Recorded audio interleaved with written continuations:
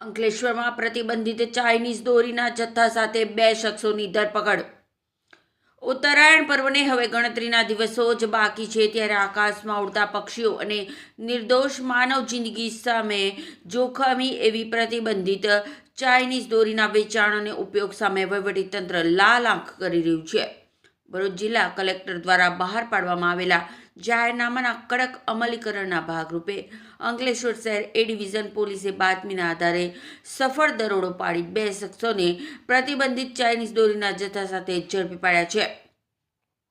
Police સૂત્રો પાસેથી મળતી માહિતી મુજબ A division police inspector PG ચાવડાના માર્ગદર્શન હેઠળ સર્વેલન્સ ટીમ જ્યારે વિસ્તારમાં પેટ્રોલિંગમાં હતી ત્યારે તેઓને ચોક્કસ બાતમી મળી હતી કે સુરવાડી બ્રિજ પાસે આવેલી HDFC બેંક નજીક કેટલાક ઇસમો ચાઇનીઝ દોરીના બોબિન સાથે ઊભા છે.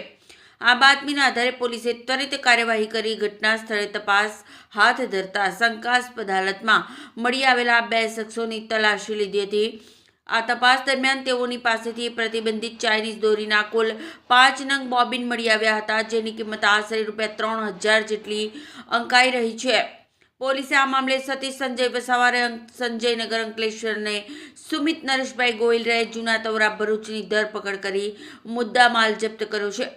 ઝડપાયેલા બંને શખ્સો વિરુદ્ધ જાહેરનામાના ભંગ બદલ ભારતીય ન્યાય સંહિતા BNSની કલમ 223B અને 54 મુજબ ગુનો નોંધી કાયદેસરની કાર્યવાહી હાથ ધરવામાં આવી છે.